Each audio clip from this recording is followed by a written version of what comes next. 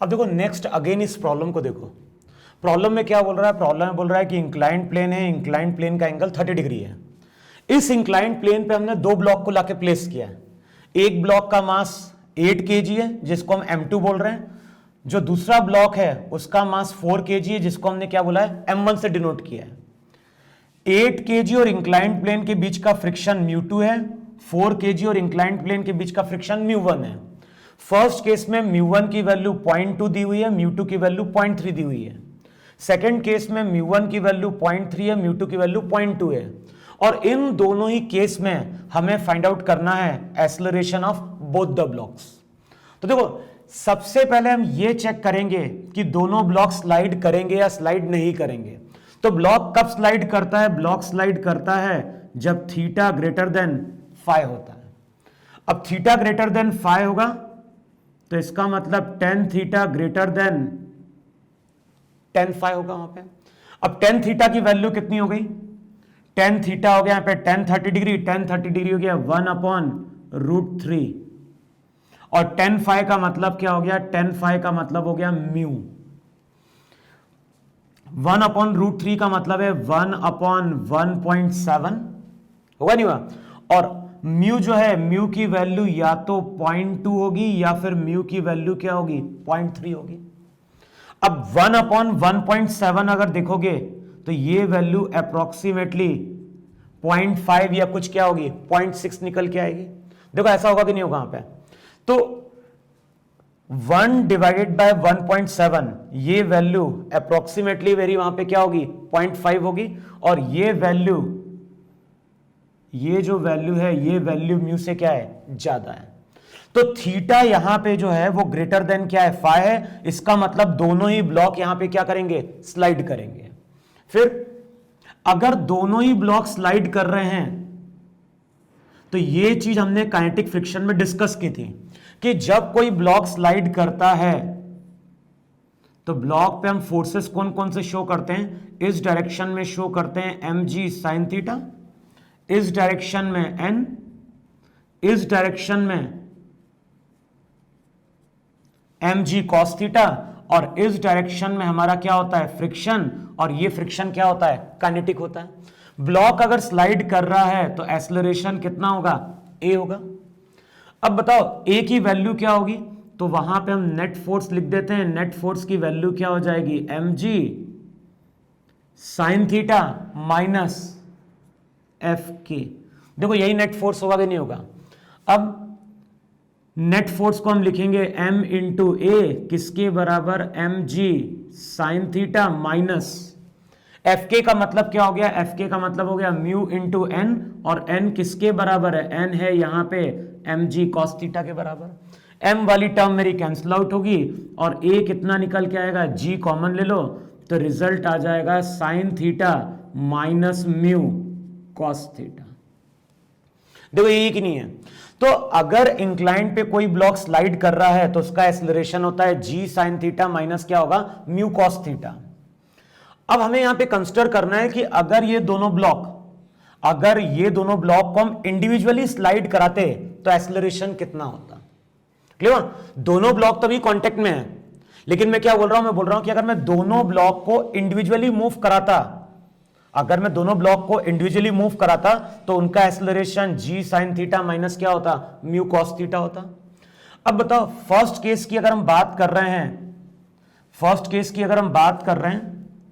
तो इसका acceleration a2 बोलो और इसका एक्सेलरेशन a1 बोलो। a2 और a1 एक्सेलरेशन मैंने कब कंसीडर किए? a2 और a1 एक्सेलरेशन मैंने कंसीडर किए अगर इन दोनों ब्लॉक को हम सेपरेटली क्या कर रहे हैं? मूव करा रहे हैं। अब बताओ इस रिलेशन को देख के क्या बोलोगे? थीटा तो दोनों के लिए सेम है, तो रिजल्ट वहां पे क्या हो गया? a g sin 30 1/2 minus mu cos 30 कितना? √3/2। तो अगले स्टेप में क्या हो गया? a equals to g/2 1 minus mu √3। अब रिजल्ट को देख के बताओ, जिसका म्यू ज्यादा होगा तो ये टर्म बढ़ जाएगी, ये टर्म बढ़ेगी तो ये टर्म क्या होगी? कम होगी। तो यहां पे अगर चेक करोगे तो फर्स्ट केस में अगर देखोगे तो μ1 कम है और μ2 क्या है, ज्यादा है। क्लियर? फर्स्ट केस की अगर हम बात कर रहे हैं तो म्यू हमारा 0.2 है और μ2 कितना है, 0.3 है। तो म्यू जिसका कम होगा ए उसका क्या होगा, ज्यादा होगा। तो यहां पे म्यू की वैल्यू 0.3 है और यहां पे म्यू की वैल्यू कितनी है, 0.2। तो अब रिजल्ट हम क्या बोलेंगे, μ2 अगर ज्यादा है तो ए वहां पे क्या हो जाएगा, कम हो जाएगा। तो अब इक्वेशन हम ये लिख सकते हैं यहां पे कि अगर मैं इन दोनों ब्लॉक को सेपरेटली मूव कराऊंगा तो μ2 कितना है, इस ब्लॉक के लिए μ2 की वैल्यू 0.3 है और म्यू अगर ज्यादा होगा तो ए वहां पे क्या होगा, कम हो जाएगा। तो इसका मतलब है A2 की वैल्यू कम होगी और A1 ज्यादा होगा। क्लियर? मैं क्या बोल रहा हूं, मैं बोल रहा हूं कि अगर ये दोनों ब्लॉक सेपरेटली मूव करते तो उनका acceleration g sin theta minus mu cos theta होता। जिसका म्यू ज्यादा होगा उसका एक कम हो जाएगा। तो इस केस में μ2 ज्यादा है और μ1 कम है, तो इस ब्लॉक का एक्सेलरेशन कम होगा और इस ब्लॉक का एक्सेलरेशन क्या होगा, ज्यादा होगा। अब इमेजिन करो कि ये वाला ब्लॉक कम स्लाइड करने की कोशिश कर रहा है और ये वाला ब्लॉक फास्ट मूव करने की कोशिश कर रहा है। इसका मतलब है कि 4 kg ब्लॉक हमेशा 8 kg ब्लॉक के क्या होगा, कांटेक्ट में रहेगा। तो 4 kg ब्लॉक अगर 8 kg ब्लॉक के कांटेक्ट में है, इसका मतलब है कि ये दोनों ब्लॉक एक साथ मूव करेंगे और दोनों ब्लॉक अगर एक साथ मूव करेंगे तो इसका मतलब है कि दोनों ब्लॉक का एक्सेलरेशन सेम होगा और दोनों ब्लॉक के बीच में यहां पे क्या होगी, नॉर्मल भी डेवलप होगी।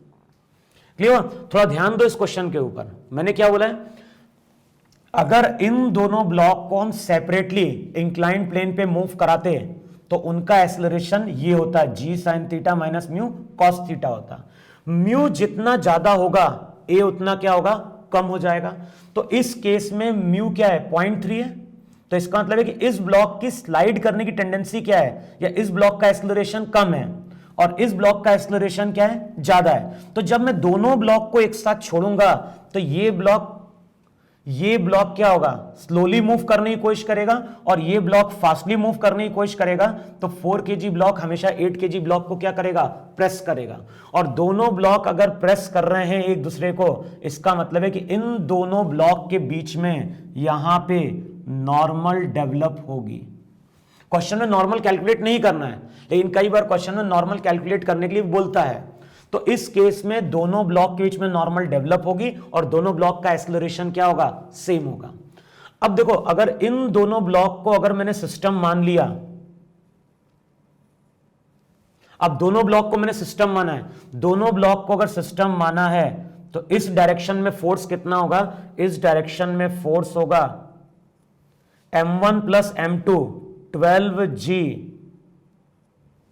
sin 30 माइनस, अब माइनस क्या होगा, इसका फ्रिक्शन अगर Fk2 से डिनोट कर रहे हैं और इसका फ्रिक्शन डिनोट कर रहे हैं Fk1 से, तो इस डायरेक्शन में जो फोर्स होगा वो होगा Fk2 प्लस Fk1। क्लियर? अब ये ब्लॉक अगर स्लाइड कर रहा है तो बताओ अब इक्वेशन क्या लिखेंगे, इक्वेशन हम लिखेंगे वहां पे 12g sin 30 माइनस Fk1 का मतलब क्या हो गया, μ1 into 4g cos 37 minus Fk2 का मतलब हो गया μ2 इंटू 8g cos 37। चेक करो यही नेट फोर्स है कि नहीं है, और जो भी नेट फोर्स होगा उसको हम क्या लिखेंगे, उसको हम लिखेंगे 8 + 4 सिस्टम का टोटल मास इंटू क्या हो गया, एक्सेलरेशन। तो इक्वेशन जो लिखी जाएगी वो लिखी जाएगी 12g sin 30 minus Fk1 minus Fk2 equals to 12 into a. अब देखो ये तो हो गया फर्स्ट केस का केस। तो फर्स्ट केस में दोनों ब्लॉक एक साथ स्लाइड करेंगे और ये दोनों ब्लॉक का क्या होगा, एक्सेलरेशन होगा। मैंने इक्वेशन लिख दी है, μ1 की जगह पुट कर देना तुम वहां पे 0.2 और μ2 की जगह पुट कर देना वहां पे 0.3। सबकी वैल्यू पुट करना, cos 37 4/5 होता है और यहां से चेक कर लेना दोनों ब्लॉक का कॉमन एक्सेलरेशन। तो फर्स्ट केस में दोनों ब्लॉक का एक्सेलरेशन सेम होगा और दोनों ब्लॉक एक दूसरे को क्या करेंगे, प्रेस करेंगे।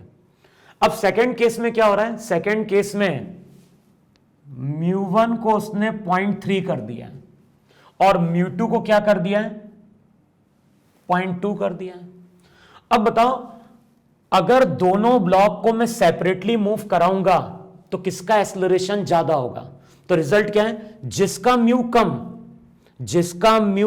होगा, जिसका म्यू कम होगा उसका ए वहां पे क्या होगा, ज्यादा होगा। ध्यान रखना इसका, जिसका म्यू ज्यादा उसका ए वहां पे क्या हो गया, कम हो गया वहां पे।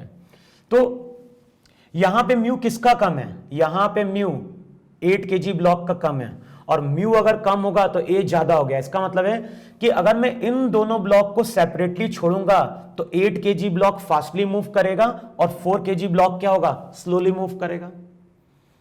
अब ये तो केस हो गया जब मैं दोनों ब्लॉक को इंडिविजुअली छोड़ूंगा। अगर मैं दोनों ब्लॉक को यहां पे एक साथ छोड़ता हूं तो बताओ अब क्या होगा। 8 kg ब्लॉक का एक्सेलरेशन ज्यादा है किससे, A1 से, तो 8 kg ब्लॉक फास्टली मूव करने की कोशिश करेगा, 4 kg ब्लॉक स्लोली मूव करने की कोशिश करेगा। इसका मतलब है कि ये दोनों ब्लॉक कांटेक्ट छोड़ देंगे। तो सेकेंड केस की अगर हम बात कर रहे हैं तो इन दोनों ब्लॉक के बीच में नॉर्मल क्या हो जाएगी, 0 हो जाएगी। और सेकेंड केस में दोनों ब्लॉक इस तरह से सेपरेटली मूव कर रहे होंगे। तो जब छोड़ेंगे तब डायग्राम ऐसा होगा, लेकिन कुछ टाइम बाद डायग्राम ऐसा हो जाएगा। अब दोनों ब्लॉक कांटेक्ट में तो है नहीं, तो इसका मतलब है कि दोनों ब्लॉक इंडिविजुअली मूव कर रहे हैं। और दोनों ब्लॉक अगर इंडिविजुअली मूव कर रहे हैं तो बताओ दोनों ब्लॉक का एक्सेलरेशन कैलकुलेट करने के लिए इस रिजल्ट को हम लोग यूज कर लेंगे। तो म्यू की वैल्यू यहां पे फर्स्ट केस में पुट कर दो 0.3, फर्स्ट केस में पुट करो म्यू की वैल्यू 0.3 तो हमें इस ब्लॉक का एक्सेलरेशन मिल जाएगा। फिर म्यू की वैल्यू पुट कर दो 0.2 तो हमें इस ब्लॉक का क्या मिल जाएगा, एक्सेलरेशन मिल जाएगा। तो जो भी हमने इंक्लाइन की थ्योरी डिस्कस करी है ये सभी क्वेश्चन उसी थ्योरी पे क्या है, बेस्ड है। क्लियर? तो इसको नोट डाउन कर लो तुम लोग वहां पे। और ध्यान है इस पे आईआईटी में क्वेश्चन पूछा जा चुका है और वहां पे जो क्वेश्चन था वो मैच द फॉलोइंग ऑप्शन में था। तो चेक करना तुम लोग को जो बुकलेट मिलेगी तो उसमें 2014 या 2015 में एक मैच द फॉलोइंग में क्वेश्चन है जहां पे यही कॉन्सेप्ट को क्या किया गया है, पूछा गया है। क्लियर? तो इसको नोट डाउन करो और फिर जो क्वेश्चन होगा बुकलेट में उसको वहां पे क्या करना, ट्राई करके देखना तुम लोग।